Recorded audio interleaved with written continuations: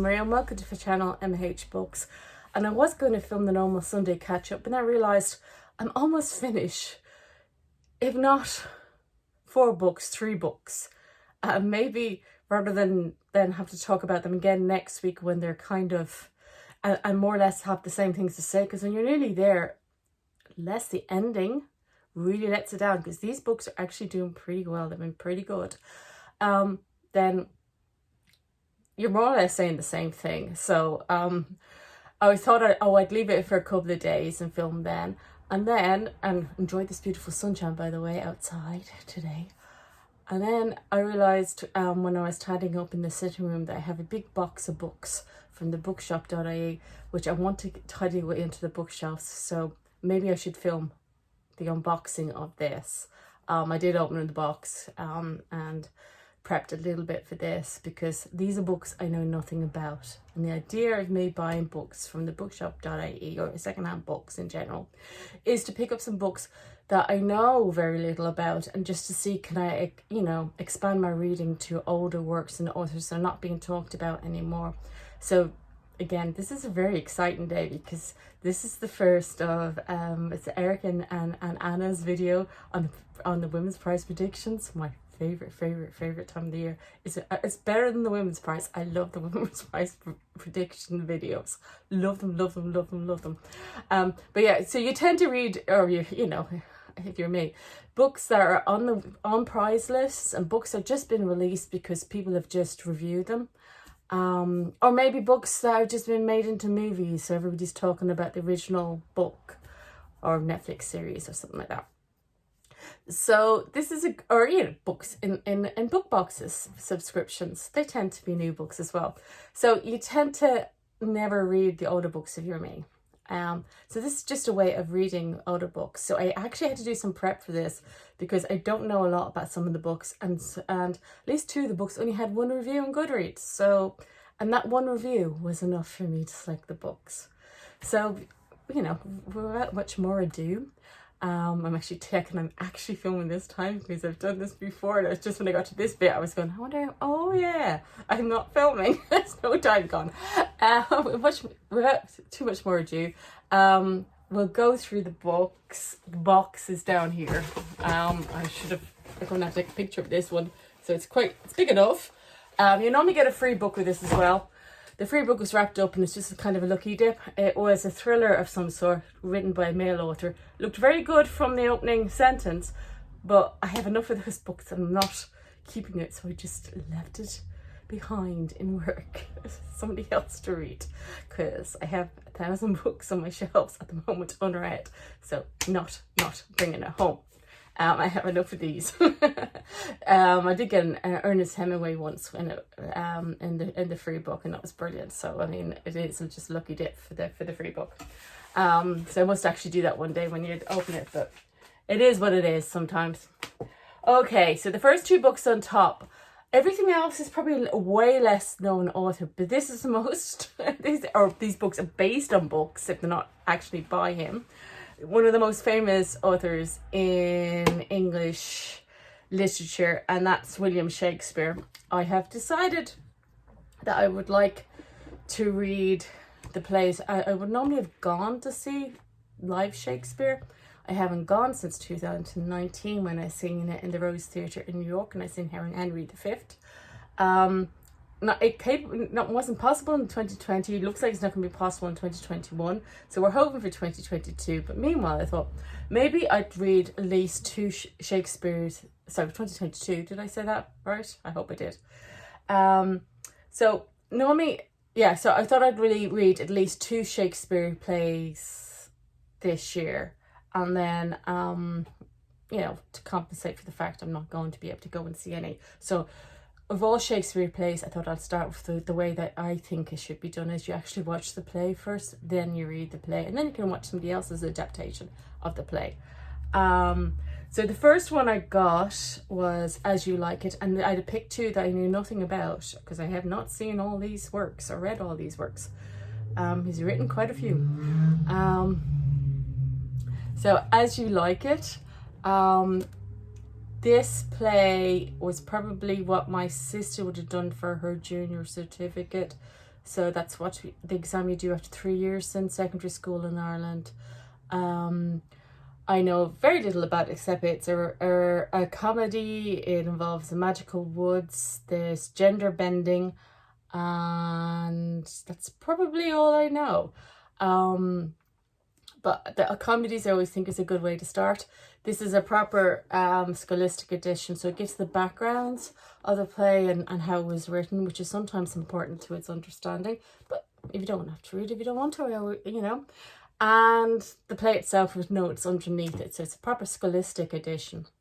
The other one I have, which I can't get out for you because it's under such a large pile of books, I can't be asked getting. I have a wonderful, beautiful copy of The Tempest with pretty illustrations. So when I get to read it, I will obviously show it. It is a beautiful, beautiful copy. It's just a large book and it's underneath a pile, and I'm just not going underneath it today. I'm supposed to be tidying up, not making the mess.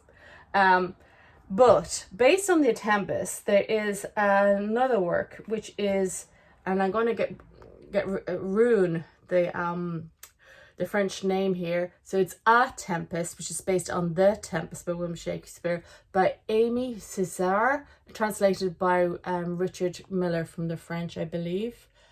And this is an adaptation of Shakespeare's work, but changing the racial the races of the main protagonists in The Tempest. So I don't know much about The Tempest except it's set on an island and there's magic involved. But this one is talks about using the play. It explores post-colonialism and being a Black American. I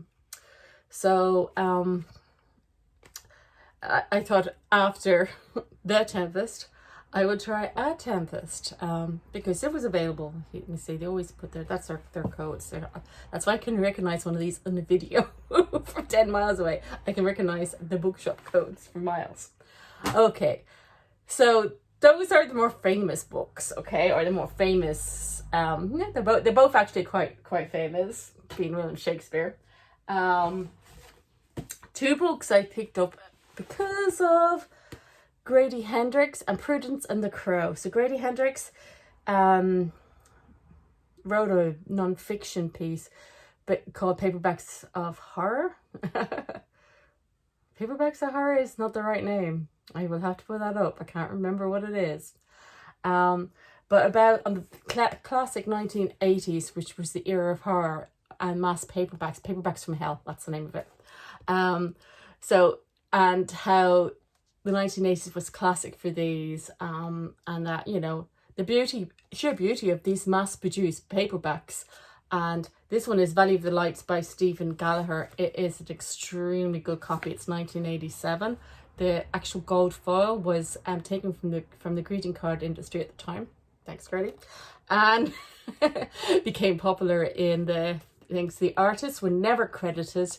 The artists and the people who painted this.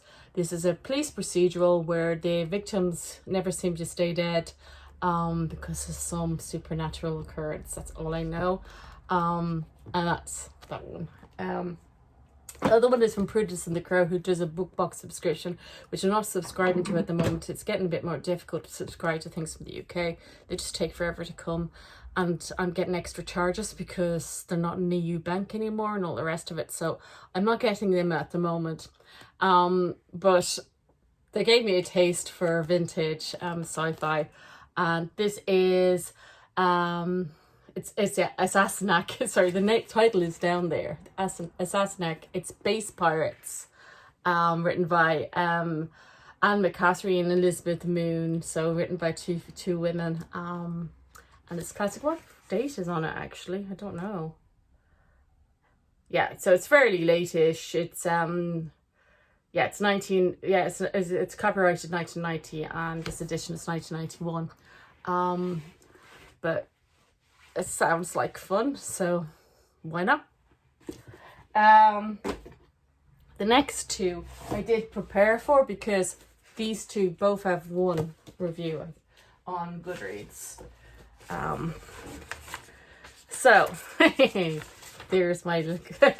I printed and then I had to tear it off. It was, it's been one of those days. So The Partnership, which is by a Booker Prize winning author, Barry Unsworth. So, yeah, very few reviews of this. This is the reason I got this book, okay? It's based on this single review. I know nothing more about it than this. Okay. Oh, if only Barry hadn't died recently. This book could turn me into a literary stalker. It's simply stunning writing and damp. Yes, it's moist, soggy. Yes, in a moist, soggy sort of way. His central character is even called Moss, a kind of human fungus, the bogeyman character. If this book was sticker rock, it would have dampness, decay, and destruction written right through it. So based on that alone, The Partnership by Barry Unsworth. So being a Booker Prize, I assume this is literary fiction. But that's all I know. That's the idea. These books don't cost a lot. So it's a good one to try out. Maybe try a chapter tag or page 112 if you like. Because it's literary fiction, that works for literary fiction. Doesn't work great for genre fiction. And the next one is by a female author who won the Women's Prize for Fiction, or she was shortlisted for it. And it's Frances Grapper, Saints and Adventures, okay? And this is the review that I picked this book up from, okay? So I'm going to have to show you the cover to read it at the same time, okay? Because it's important to see the cover. The slightly surreal cover image with a grandmother unscrewing the electrics of a kettle at the kitchen table. A river of blood coming down the stairs. Can you see the river of blood? I didn't notice that at first.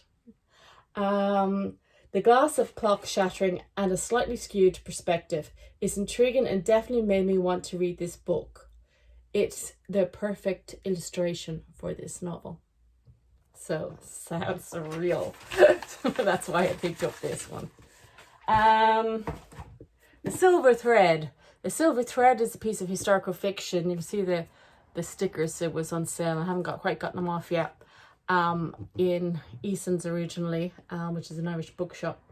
I had seen it at the time and never picked it up. So I'm picking up quite a nice copy. Again, second hand. There's no damage on the spine or anything. And it's based on an Irish woman, and then she moves to England, to London, and her uncle is supposed to commit suicide, but she thinks it's murder. She gets arrested, I think, for that crime, but she's then sent in the convict straight to Australia. The author, Kylie Fitzpatrick, as far as I know, is actually Australian, and it's about her and a male convict supposedly solving what happened to her uncle in Australia. I'm not sure. That's all I know about it. But I've been tossing with getting this one for a while, so I eventually got it secondhand. And last but not least, the only hardback copy I got in here is Sally Beauman. Sally Beauman wrote, the only thing I've read from her is, I'm trying to take off the stickers. This still has, I hate when people leave stickers on their books. You should take them off immediately. They damage older books. The only one I've written is the actual Rebecca sequel, which is Rebecca's Tale. Rebecca's Tale tries to solve some of the problems that are inherent in Rebecca itself. And that Rebecca, again, I'm holding this up the back of the book. If you're seeing the back of this book, this is a spoiler for Rebecca. So just go la la la la la, don't listen, okay? And I'll turn it over when I finish the spoiler. So Rebecca doesn't deserve to die, not for being pregnant, which happens. And so Rebecca's Tale does look at the Rebecca story from Rebecca's journals, from somebody who was in love with Rebecca, from somebody who may be connected or may not be connected with Rebecca, and from the second Mrs. De Winter's point of view a little bit. And it solves the problem. And I just thought it was just an interesting exploration of a well-known story. Spoiler over. It's probably over in about 2 seconds, but the spoiler is now over. So I liked her telling. Her telling was quieter than the original Rebecca tale, and Rebecca is more of a crime suspense than a gothic novel, to be honest. Whereas Rebecca's tale was more of the character study of who Rebecca was and the people that were surrounding her, and people, yeah, just the lives of the people. So I mean, like, it was just an exploration of some things around the book, not everything. And no, a lot of people don't like it because they don't like it in the interference of that story, and that's okay. Don't read books based on other books if you think the story is everything, or if you think there was better ending, write it yourself, because nobody else is ever going to do it for you. They're never going to hit it on the nail. But I liked that retelling. So I seen online that there was another Sally Beauman called Dark Angel, which is actually a gothic tale, and includes tales of witches. I thought I would like to see her writing on this. They had some of her romance novels as well. Wasn't interested in that, so I picked up this, which again is a really nice copy, for €4. And it probably was the first edition at the time as well, to be honest. It was published in 1990. Yeah, it's the first edition, 1990. I fully suspect I'd be very disappointed if it didn't like this one. So if you read it and you didn't like it, don't tell me, because I really do think I will like this. So when I'm in the mood for a gothic tale, I'm thinking with this weather's perking up, it might not be until autumn. But when I'm in the mood for a gothic tale again, I think I'll be picking up this one. So that's my book unboxing. I do actually have a book haul as well. And I swear it's going to be the last one. But that one was conveniently tidied. These ones weren't. So if there's any of those books that, you think I should not be delaying reading and I should pick up now, please do tell me. But otherwise, I hope whatever you're reading, you're enjoying it.